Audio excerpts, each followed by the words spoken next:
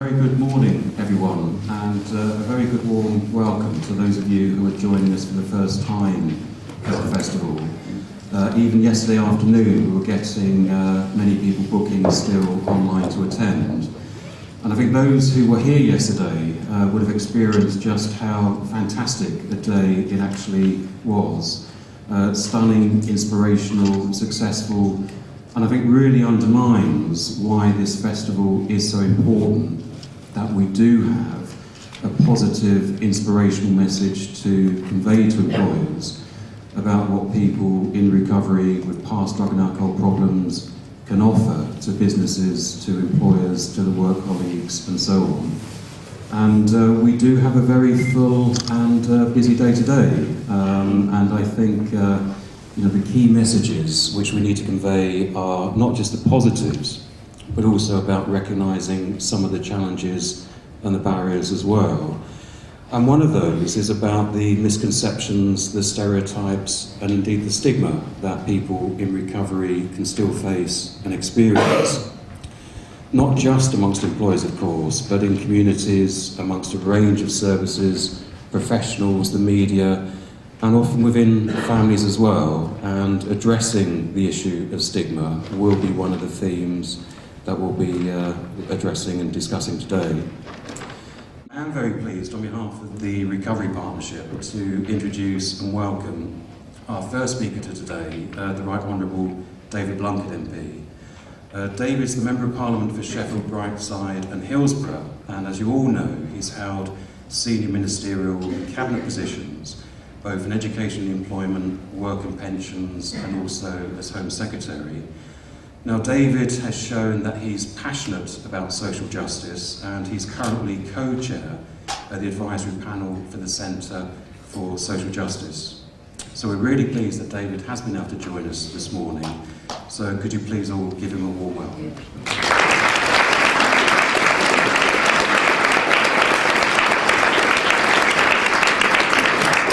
Well, thank you for the invitation. Martin said yesterday was stunning and successful, and then it's me.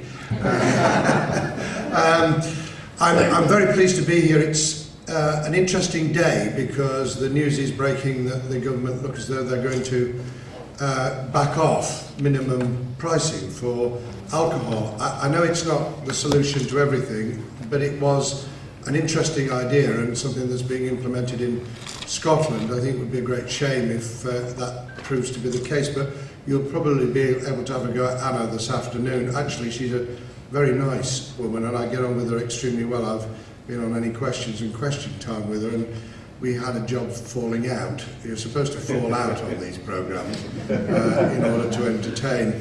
I'm also pleased you've got David Yelland on the panel. I knew David a long time ago when he was editor of The Sun. I think he's been extremely brave in talking about what is one of the addictions that press and politicians share together, namely drink. Another is publicity. We're addicted to that as well. But in his case, talking about what happened and the impact it had and the nature of what happens in particular jobs where it has historically been a major problem, and it still is. I mean, in the political arena, when I first went into Parliament, we tended to go through till the early hours on a regular basis, sometimes till 5 and 6 in the morning, and I would come out of a late night committee dealing with legislation at somewhere around about 3, and there would be people who'd not been serving on a committee, where Parliament had actually wound up for the night, but had spent the next 2 hours in what was called the smoking room. We got rid of the smoking room when we got rid of smoking in public places. I was one of the 3 cabinet ministers who vehemently argued for that, and I'm very proud that we did it because it was an example of what can be done when public policy and public opinion match each other. And I think it's an example of how we can work in terms of other forms of addiction and the way in which it has an impact on society, both in terms of the direct health and well-being and on the functioning of individuals, families and communities. So I'm very pleased to be here this morning and to just talk for a few minutes. Forgive me for not being able to stay the day, but I've been drawn in Prime Minister's questions, and even after 26 years in Parliament, these are rather special occasions.